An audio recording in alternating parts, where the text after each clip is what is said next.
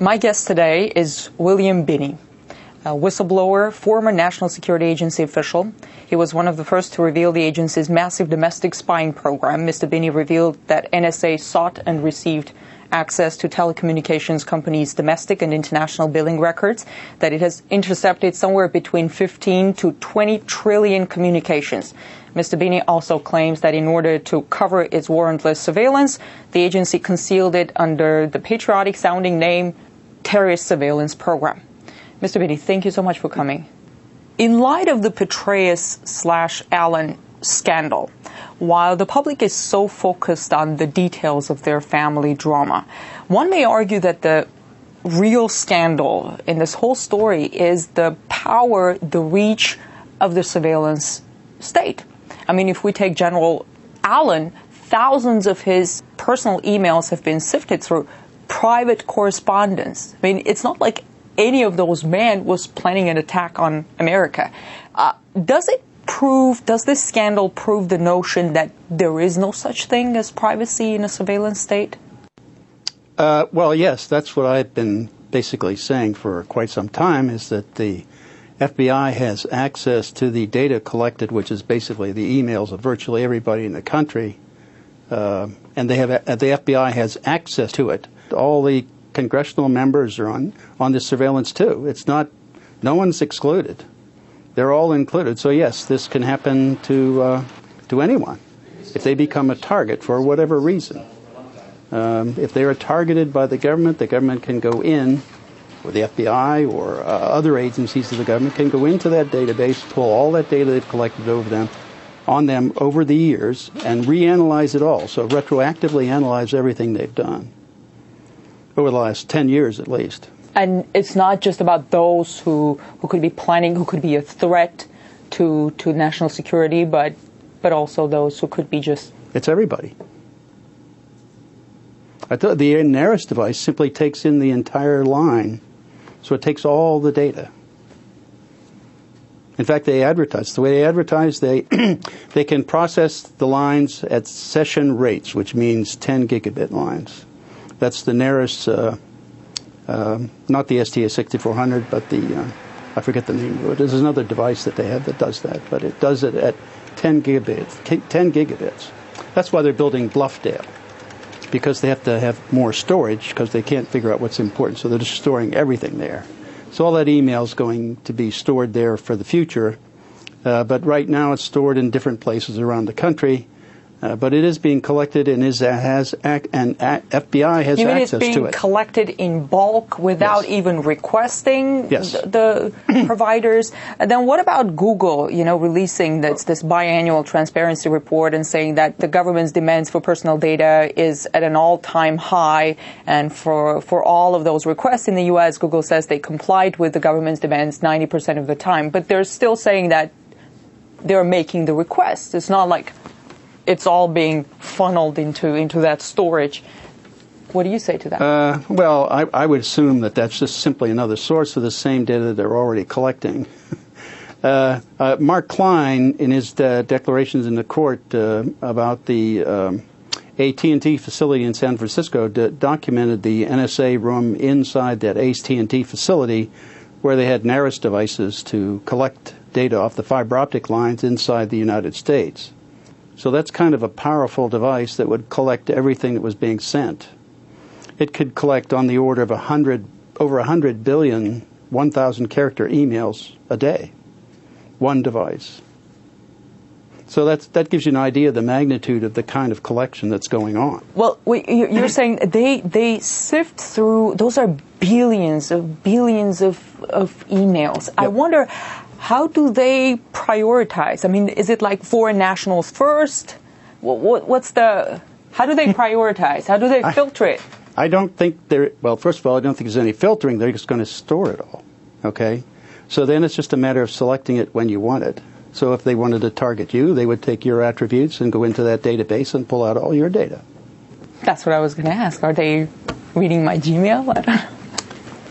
I should say there is no Afghanistan general in my mailbox. I know. Sure. Do you think now that I said that, they will stop looking into my mailbox? I don't think that will make any difference, no. If they had you on the target list, you're on the list. So. Were you on the target list? I'm sure. I believe I've been on it for quite a few years, yeah. So I keep telling them everything I think of them in my email, so that when they read it, they'll understand what I think of them. Do you think we should all leave messages for the Absolutely, NSA sure. in our mailbox? Sure. Mr. Binney, you blew the whistle on the agency when George W. Bush was president. With President Obama in office, in your opinion, has anything changed at the agency? In the surveillance program, in what direction is Sure. this administration taking program? The change is that it's getting worse. They're doing more. That's why he is supporting the building of the Buffdale facility, which is over $2 billion they're spending on storage alone of data. So that means that they're collecting a lot more now, and they need more storage for it. So that facility, by my calculations that I submitted in a sworn affidavit to the court for the Electronic Frontiers Foundation lawsuit against NSA, would hold on the order of 5,000 exabytes or 5 zettabytes of data. Just at current storage capacity that's being advertised on the web that you can buy currently. And that's not talking about what they have in the near future. Okay, so what are they going to do with all of that? Okay, they're storing it. Why should anybody be concerned? Well, if you ever get on their enemies list like Petraeus did, or for whatever reason, then you can be drawn into that surveillance. Do you think they were the General Petraeus, who was idolized by the same administration, or General Allen? Well, there's certainly some questions that have to be asked, like why were they targeted to begin with? What law were they breaking, or what probable cause did they have to begin even to surveil? In the case of General Petraeus, one would argue that there could have been security breaches, something like that. But with General Allen, I don't quite understand, because what they were looking into were his private emails to this woman, and. Well, that's the whole point. Yeah, the whole point is what probable cause from the beginning. And why did they? I'm not sure what the internal politics is. Yeah, well, that's part of the problem. This government doesn't want things in the public. It's not a government, a transparent government. So whatever they're doing, whatever reason they had to motive, and whatever the motivation was, I'm not privy to it, so I don't really know. But I certainly think that there was something going on in the background that made them target those fellows. I mean, otherwise, why would they be doing it? There's no crime there. It seems that the public is divided between those who think that the government surveillance program violates their civil liberties and those who say, I have nothing to hide, so why should I care? What do you say to those who think that shouldn't concern them? The problem is, if they think they're not doing anything that's wrong, they don't get to define that. The central government does. The central government defines what is right and wrong and whether or not they target you. So it's not up to the individual, even if they think they're doing something wrong. If their position on something is against what the administration has, then they could easily become a target. Tell me about the most outrageous thing that you came across during your work at the NSA. The violations of the Constitution and any number of laws that existed at the time.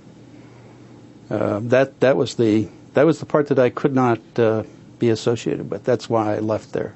They were building social networks on who was communicating and with whom inside this country, so that your entire social network of everybody, of every U.S. citizen, was being compiled over time. So they're taking, from one company alone, roughly 320 million records a day. That's how, over time, that's probably accumulated up to close to 20 trillion over the years. The original program that we put together to handle this, to be able to identify terrorists anywhere in the world, and alert anyone that they were under jeopardy, would have been able to do that by encrypting everybody's communications except those who were targets, so that in essence you would protect their identities and the information about them until you could develop probable cause, and then once you showed probable cause, then you could do a decrypt and target them. And we could do that and isolate those people all along. That wasn't a problem at all. There was no difficulty in that. But it sounds very difficult and very complicated. Easier to take everything in and... No, it's easier to use the graphing techniques, if you will, of the relationships for the world to filter out data, so you don't have to handle all that data, and it doesn't burden you with a lot more information to look at than you really need to solve the problem. So, do you think that the agency doesn't have the filters now? No. You have received the Callaway Award for Yes. civic courage. I congratulate you for that. Thank you. On the website, in the press release, it says it is awarded to those who stand up for constitutional rights and American values at great risk to their personal and professional lives. Under the Code of Spy Ethics, I don't know if there is such a thing. I assume, well, not. Your former colleagues, they probably look upon you as a traitor. How do you look back at them? Oh, that's pretty easy. They're violating the foundation of this entire country, of what our entire foundation of why this entire government was formed. It's founded with the Constitution and the rights given to the people in the country under that Constitution. They're in violation of that. And under Executive Order 13526, Section 1.7, governing classification, you cannot classify information that just to cover up a crime, which this is. And that was signed by President Obama. Also, President Bush signed an earlier executive order, a very similar one. If any of this comes into the Supreme Court and they rule it unconstitutional, then the entire house of cards of the government falls. What are the chances of that? What are the odds? Well, the government's doing the best they can to try to keep it out of court. And, of course, we're trying to do the best we can to get into court. So we just thought it deserves a ruling from the Supreme Court, ultimately. The court is supposed to protect the Constitution. All these people in government take an oath to defend the Constitution, and they're not living up to their oath of office.